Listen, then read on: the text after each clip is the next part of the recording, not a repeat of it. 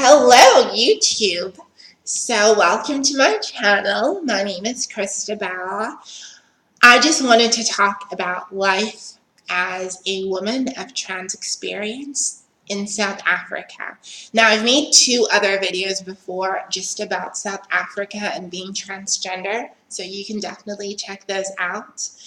In this video, I wanted to talk mainly about violence towards women, violence towards transgender women, and just my own experiences.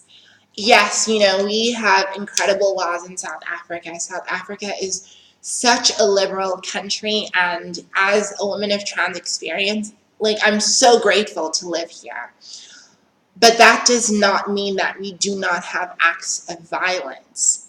All you need to do is just Google violence in South Africa, and a shitstorm is going to unfold in front of you. So for me, unfortunately, I've also experienced violence like a lot of other people, and you just never see it coming, to be honest.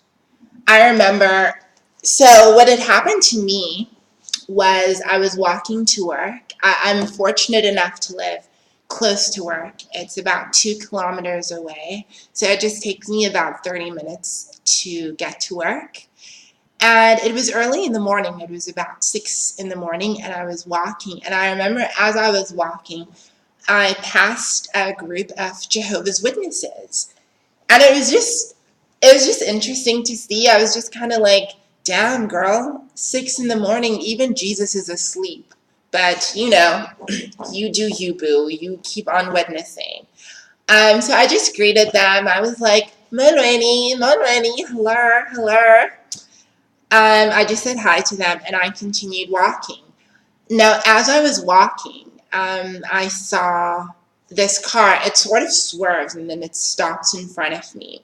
As soon as the car stops, I'm just kind of like, I am not about to get into this vehicle. There are 4 men in this car. So if it's stopping for me, it's stopping for the wrong girl. So I just walked around it, and I just ignored it. So I continued walking, and the car swerves again and then stops. And I'm just kind of like, it's not unusual for guys to try and pick you up when you're walking, but I was just kind of like, why are these guys being so thirsty? Like, no, I don't want to get into this car.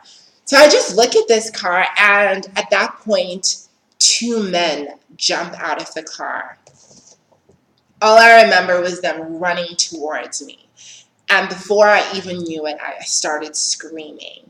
So one of the guys, the tallest one, he grabs me by my arm, and he tries to force me inside of the car. Now, this was the point where I realized that this was not just like a mugging. They weren't just trying to take like my things. They wanted to put me inside of their car and do stuff to me. And I was just kind of like, it wasn't going to happen. It was not going to happen.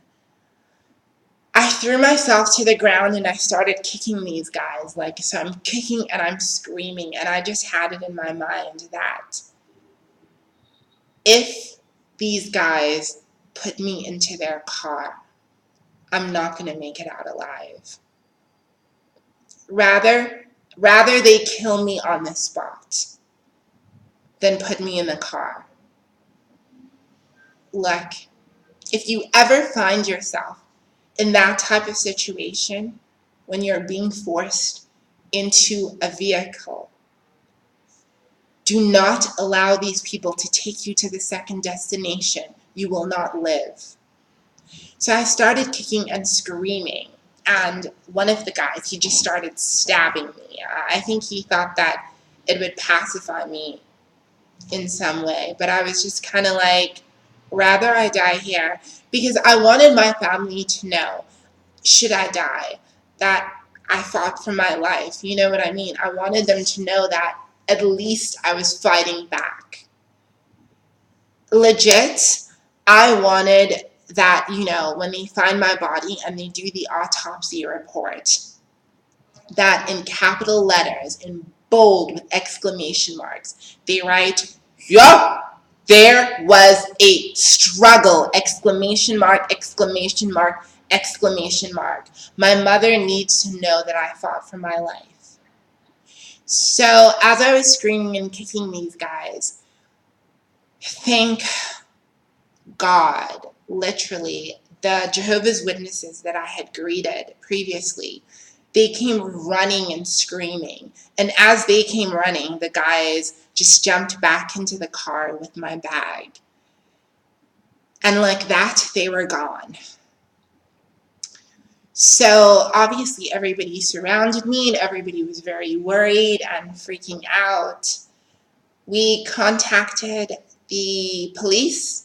It took them 30 minutes to get to the scene. But they got there and we went to a public hospital.